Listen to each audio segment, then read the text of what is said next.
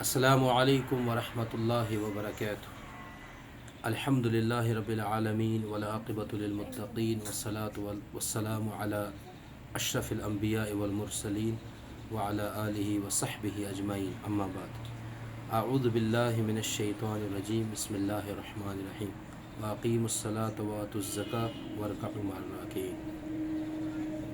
قال النبی صلی اللہ علیہ وسلم مروا اولادکم بالصلاة وهم ابناء 7 سنین واضربوهم علیہا وهم ابناء 10 سنین وفرقوا بینہم فی المضاجع۔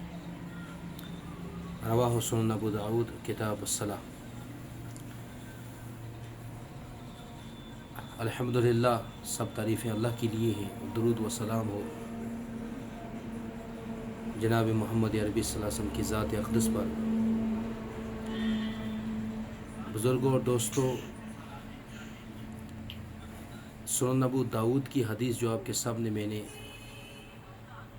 تلاوت کی ہے، اس کے الفاظ پہ ذرا ہمیں غور کرنا ہے۔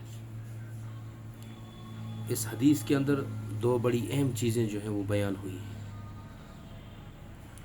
بالخصوص ہر ایک والدین کے لیے، ماں باپ کے لیے، ہر مسلمان کے لیے اس حدیث کے اندر بہت ہی عمدہ دو چیزیں بیان کی گئی ہیں، جن کی طرف شاید آج امت مسلمہ یا مسلمانوں کی نظر اس حدیث پہ نہیں ہے، جس کی وجہ سے ہمارے جوان اور ہمارے بچے جو ہیں وہ دینی معاملات میں جو ہیں وہ لاپرواہی کر رہے ہیں۔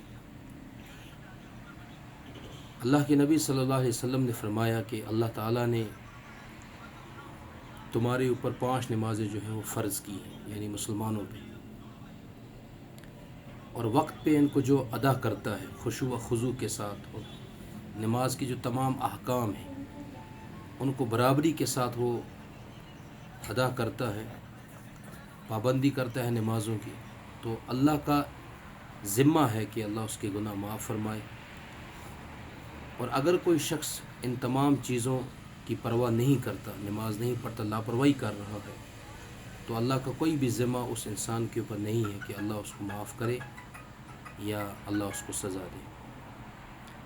سب سے پہلی بات یہ ہے کہ نماز جو ہے وہ فرض ہے، اس لیے اللہ تعالیٰ نے فرمایا سورہ بقرہ میں، سورہ نمبر 2 آیت نمبر 43 میں، واقیم الصلاۃ وآتوا الزکاۃ، نماز کو قائم کرو، زکوٰۃ ادا کرو، وارکعوا مع الراکعین، اور رکوع کرنے والوں کے ساتھ رکوع کرو۔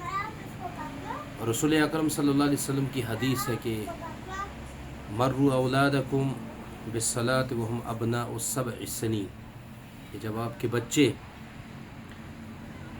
ان کو آپ نماز کا حکم کرو جب وہ 7 سال کے ہو جائیں، ان کو پریکٹس کرواؤ نماز کی، ان کو ساتھ لے جاؤ نماز پڑھنے کے لیے، ان کو نماز کی تلقین کرو، نماز سکھاؤ، نماز پڑھاؤ، نماز کا عادی بناؤ۔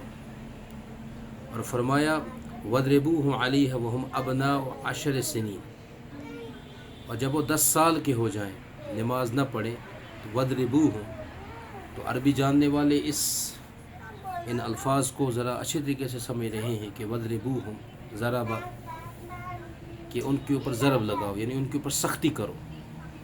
اندازہ کر سکتے ہیں آپ کہ ہم مسلمان سختی کہاں پر کرتے ہیں؟ بچہ سکول نہیں گیا، بچہ ٹیوشن نہیں گیا، اس نے وہ کام نہیں کیا، یہ کام نہیں کیا، تو ہم اس پہ سختی کرتے ہیں۔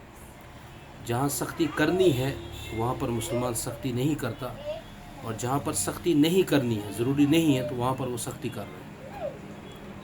اس بات کو یاد رکھیں کہ دنیاوی تعلیم، مروجہ تعلیم، اگر آپ کا بچہ نہیں بھی پڑھتا ہے، اس کے اندر کمزور ہے، کوئی بات نہیں، کوئی بھی اس کا نقصان نہیں ہے، مگر یاد رکھیں اگر وہ دینی معاملات میں آپ کا بچہ پیچھے ہے، اللہ کے احکام میں وہ لاپرواہی کر رہا ہے، اللہ کے حکم میں لاپرواہی کر رہا ہے، تو آپ یقین جانیں کہ آپ بدقسمت والدین ہیں، یعنی آپ سے زیادہ بدقسمت کوئی دنیا میں نہیں ہے۔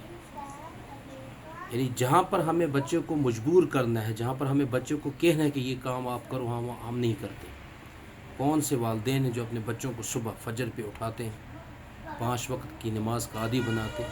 نہیں، الا ماشاء اللہ کوئی 1 یا 2 ہوں گے۔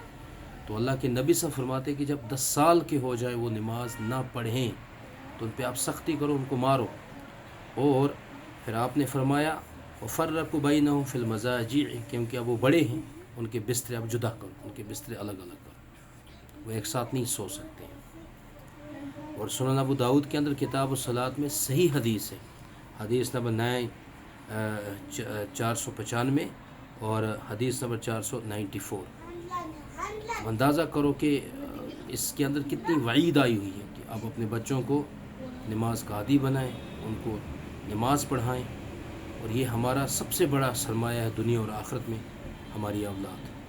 اگر ہماری اولاد نیک اچھی ہے دینی معاملات میں تو ہم خوش قسمت والدین ہیں۔ تو اللہ نہ کرے کہ اگر ان معاملات میں ہماری اولاد بہت پیچھے ہے اور دنیاوی معاملات میں آگے ہے، آپ اس بات کو بالکل سمجھ لیں کہ ہم بدقسمت والدین ہیں، دنیا میں بھی اور آخرت میں بھی۔ اللہ تعالیٰ عمل کی توفیق عطا فرمائے۔ السلام علیکم ورحمۃ اللہ وبرکاتہ۔